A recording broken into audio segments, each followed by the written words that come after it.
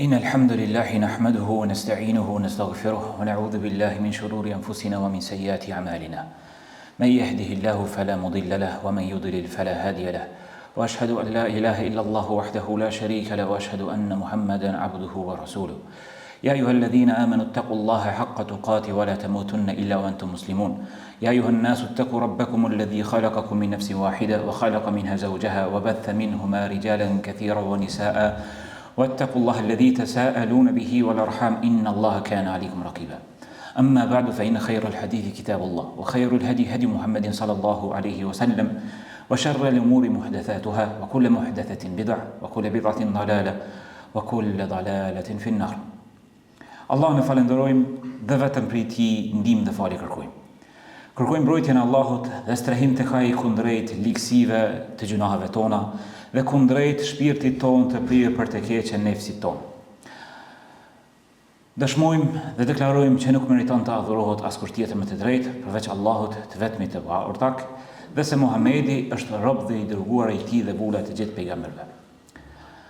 Atë që Allah i lartësuar udhëzon në rrugën e drejtë, askush tjetër përveç Tij nuk mund të çon në humbje, ndërsa atë që lën në humbje dhe devijim, askush tjetër përveç Tij nuk mund të udhëzon në rrugën e drejtë. Vllazë ndarshëm, Allah i lartësuar na thirr në Kur'an duke na thënë: "O ju që keni besuar, vazhdoni të bindeni Allahut me devotshmëri, duke i respektuar urdhat e Tij dhe duke u përmbajtur nga ndalesat e Tij dhe mos t'ia lejoni vetvetes me vdekje ndryshe përveç se duke qenë musliman të nështruar dhe të bindur ndaj Tij." Vllazën të nderuar, në qytetin tonë, sidomos në vitet e fundit, janë ngritur shumë ndërtesa. Disa më të larta, disa më të ulta, disa më të thjeshta, disa më luksoze. Dhe të gjithë ne jemi dëshmitarë për ndërtesat që janë ndërtuar në kohën e pas luftës, jo vetëm në qytetin tonë, por në mbar Kosovën. Mirë po, janë disa ndërtesa që nuk i ngjasojnë këtyre ndërtesave. Janë disa vende që janë më të vlefshmet.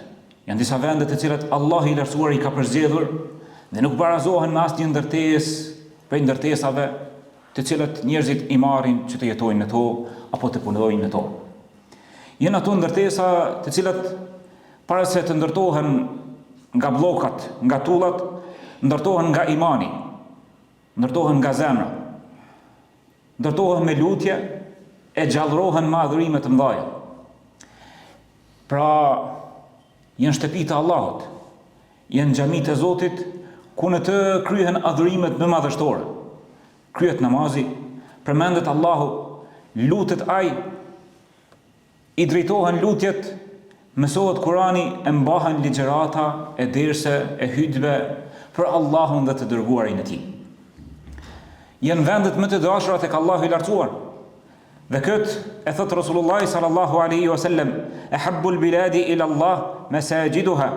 Vendet më të dashura tek Allahu janë shtëpitë e Tij, janë xhamiat e Allahut.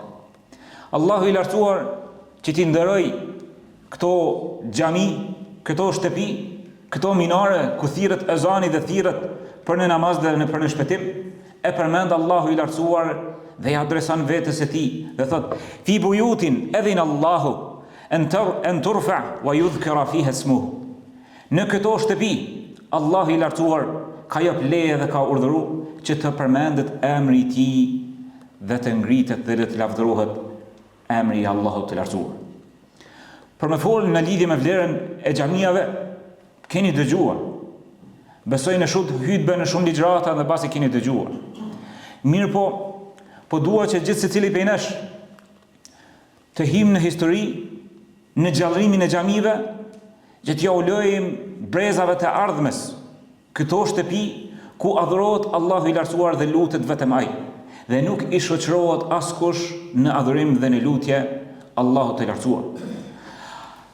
Allahu i lartësuar na ka inkurajuar që të kujdesemi për xhamit, për shtëpitë e Zotit dhe na thot përmes profetit të Tij sallallahu alaihi wasallam në hadithin e saktë: "Men bana masjidan lillahi walau kamifhas qita' bana lahu baytan fil janna."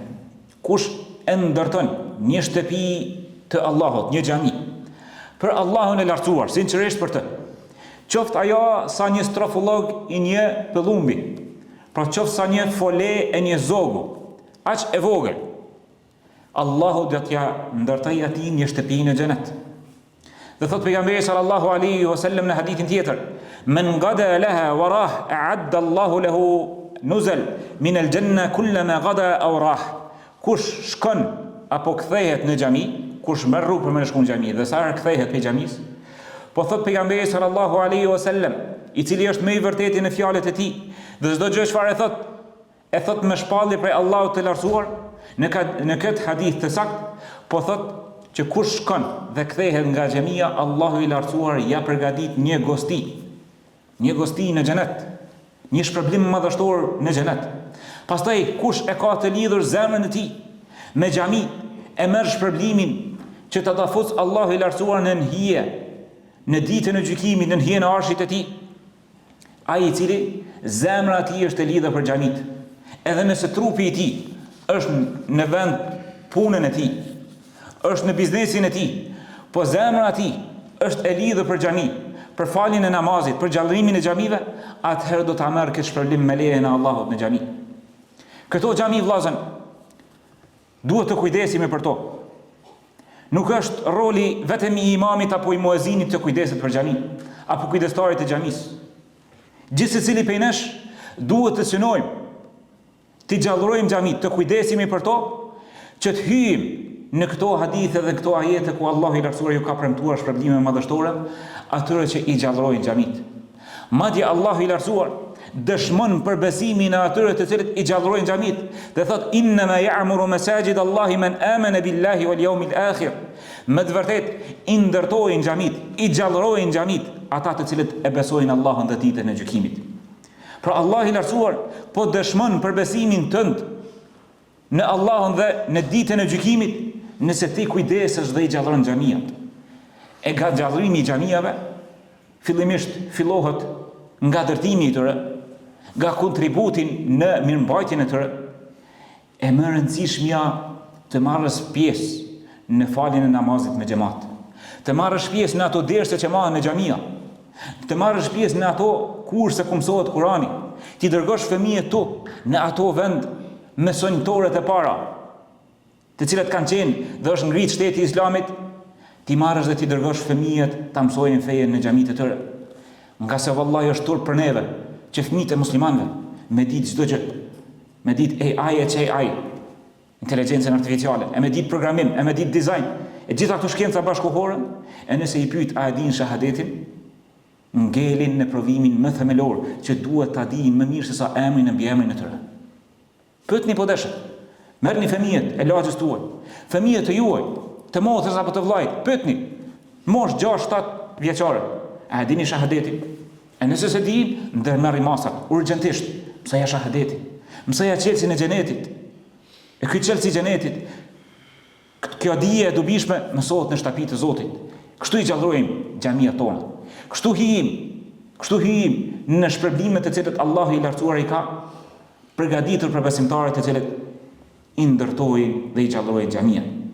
Nga edukata që duhet ta kemi në lidhje me xhamiat është që kur të hyjmë në xhami, fillimisht ta ndijmë që Allahu i lartësuar të ka ftuar në vendit më të dashurat e tij.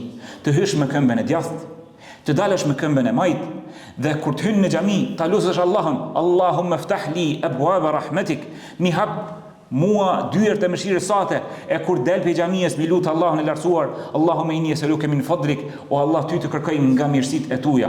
Nga se Allahu është gjithë furnizuesi dhe mirësitë janë në dorën e tij. Kur Allahu të jep, s'ka kush që t'i merr, s'ka kush që të privon. Prej tij kërkoje mirësitë. E më së miri dhe më së afti ku kërkohen mirësitë e Allahut dhe mëshira e tij janë xhamiat, shtëpitë e Zotit. Pastaj nga edukata e xhamiave, vllazë ndoshta, është që kur të hysh në xhami, të mos ulesh pa i falur 2 rekate si përshëndetëse të xhamisë. Kjo është nga edukata e xhamiave. Pastaj ta kërkosh safin e parë, nga se safi i parë është më i afërt tek Allahu i lartësuar në shpërblim dhe në vlerë. Madje pejgamberi sallallahu alaihi wasallam na ka thënë, sikur ta dinit vlerën e safit të parë, kishit me hedh short, se kush po ezan vendin e parë. E nga mungesa e njohjes tonë për shpërblimin e safit të parë, na lëshojmë këtë shpërblim madhështor nga duart tona. Pastaj nga edukata e xhamisë është që kur shkojmë në xhami, të veshim rrobat më të mira. Dhe më rëndësishme është që të na vjej aroma e mirë, na vjen era e pastër, aroma e higjienës.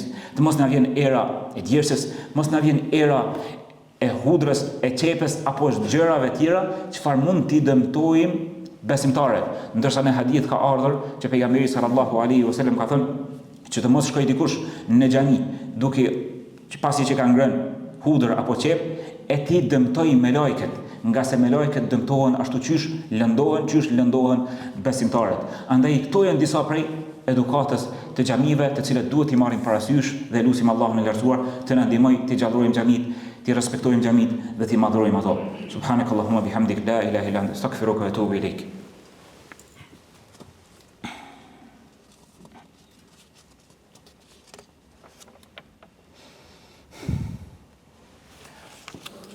Bismillah, alhamdulillah, wassalatu wassalam ala ashrafil anbiya'i wal mursalin nabina Muhammad wa ala alihi wa ashabihi ajma'in. Allahun e falenderojmë, selamat dhe selavatet qofshin për më të dashurin ton, Muhammedin sallallahu alaihi wasallam, familjen e tij, shokët e tij dhe gjithë ata që e pasojnë atë deri në ditën e gjykimit. Allahu subhanahu ka ardhur në hadith që pejgamberi sallallahu alaihi wasallam ka përmendur që në ditën e gjykimit do t'i shfaqen shpërblimet besimtarëve, qofshin edhe nëse ka larguar ndonjë papastërti sado e vogël nga xhamia.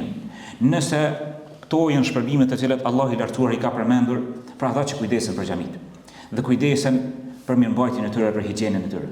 Paramendoni vllazën sa shpërblime të mëdha do t'i kenë ata të cilët janë sebeb në ndërtimin e xhamive, në mirëmbajtjen e xhamive, në rinovimin e tyre. Andaj vllazën, nëse gjitha këto nuk të stimulojnë dhe të nxisin që të marrësh pjesë, ta shkruash emrin në rinovimin e xhamive, të inkurajon edhe urrejtja e jo besimtarëve, urrejtja e munafikëve që po i kanë për këto xhami. Nëse ne nuk kujdesemi për xhamit, apo presim që ata të kujdesen për këto xhami, ata e kanë shfaqur mllëfin që këto xhami kishin me pas qejf dhe dëshirë që t'i rënojnë. Mirë, po Allahu i lartësuar do ta plotësojë dritin e tij dhe do të ngriten këto xhami edhe më shumë dhe do të gjallërohen. Ama ne duhet të insistojmë dhe të jetë në interesin tonë që t'ja ngjesim dorën xhamive duke i gjallëruar, duke i ndihmuar, qoftë fizikisht, qoftë materialisht, apo qoftë se paku me lutje dhe me dua që Allah i lartësuar të shoj bereqetin në këto xhami. Dhe për fund, Allah i lartësuar thot: "Wa man yu'azzim sha'air Allah fa innaha min taqwa al-qulub." Kush i madhon shenjat e Allahut, kjo dëshmon për devotshmërinë e zemrave. E kush i madhon xhamia që janë shenjat e Allahut të lartësuar, atëherë mysh dhe për të se zemra e tij është e mbushur me devotshmëri dhe lutim Allahun e lartësuar të na ripërtri imanin, të na begatoj në pasurinë tonë, në shëndetin tonë dhe në familjet tona dhe të na bëj vazhdimisht dorë dhënëse, dora sipërme e cila jep dhe i mbështet xhamia, projektet e Islamit e thirrjes në Islam. Inna Allaha wa malaikatahu yusalluna 'alan nabi ya ayyuhalladhina amanu sallu 'alayhi wa sallimu taslima. Allahumma salli wa sallim wa barik ala nabiyyina Muhammad wa aqimus salat.